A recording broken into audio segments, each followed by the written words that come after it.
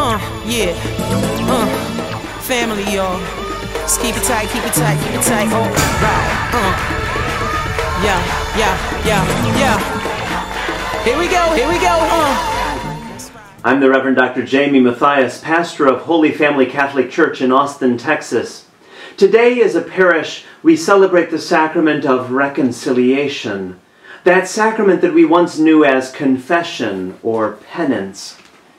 We know that the sacrament is about more than just the confession of our sins or the fulfillment of a penance. It's really about reconciliation, our being reconciled again with God and others.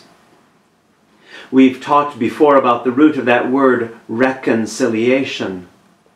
The English word reconciliation comes from two Latin roots. The first part of the word, re, or re, means to do something again. To renew is to make something new again. To refresh is to make something fresh again. And the second part of the word reconciliation comes from the Latin root concilium, which means eyelash.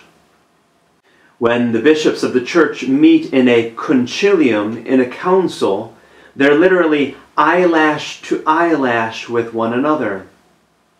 And when we're reconciled with God and others, we're literally eyelash to eyelash with them again.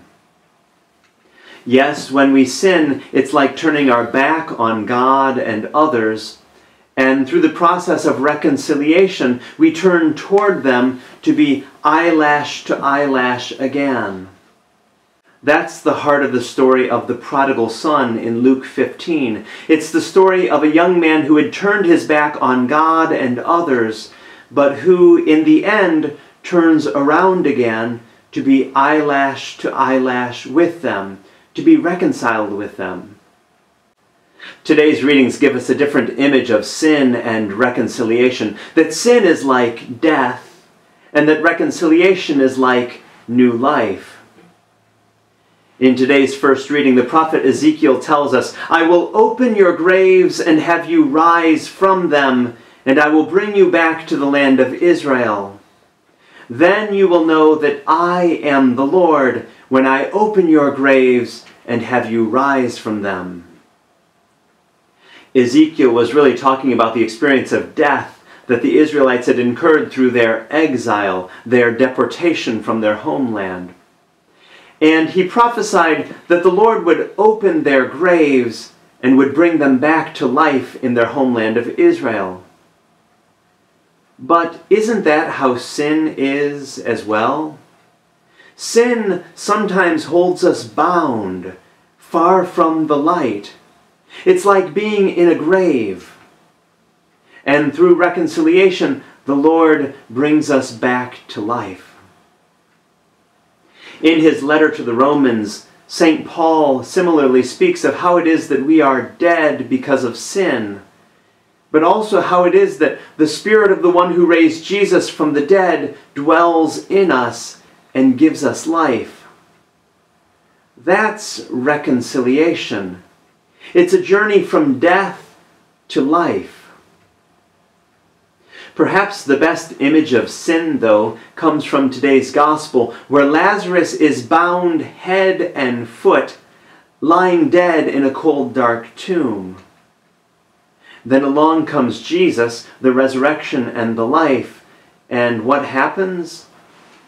Lazarus is summoned forth from that cold, dark tomb back into the light of day. He's raised back to life. What a great image for us as we prepare to celebrate the sacrament of reconciliation today, and as we prepare to celebrate the new life of Easter in 2 weeks.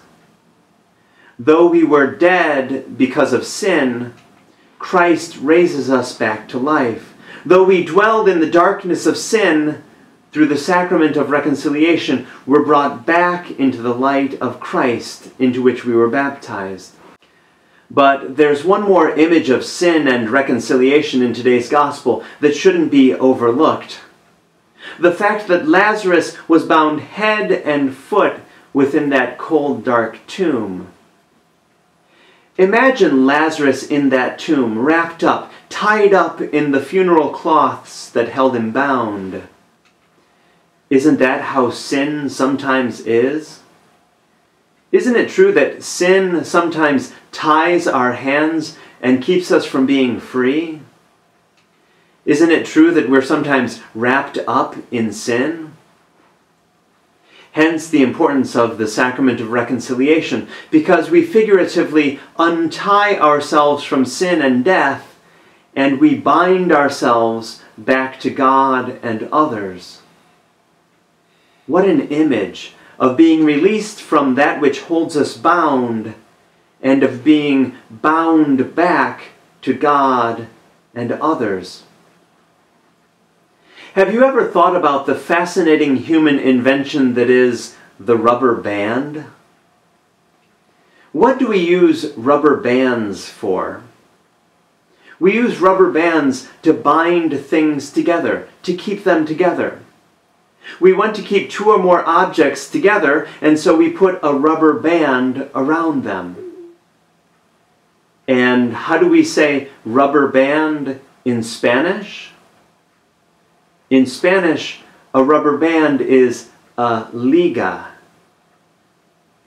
Think about it for a moment, because our English word religion comes from the same Latin root as that word liga, or rubber band. Through religion, religio, we're bound back to God and others again. We're put back together with God and others. We're rubber banded together. Which is why the conclusion of today's gospel is so important. When Jesus calls Lazarus forth from the dark, cold tomb of sin and death, what is Jesus' first instruction to the people? He says, "Untie him and let him go." Untie him and let him go. Isn't that what happens in the sacrament of reconciliation?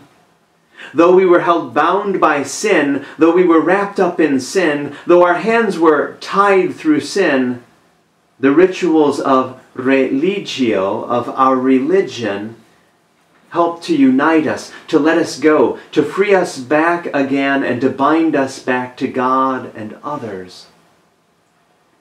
Brothers and sisters, as we wind down this Lent and celebrate the sacrament of reconciliation today, let's reflect on how it is that sin has held us bound, but also how it is that through religion, our religio, we're bound together again with God and others. That's new life that we can celebrate at Easter.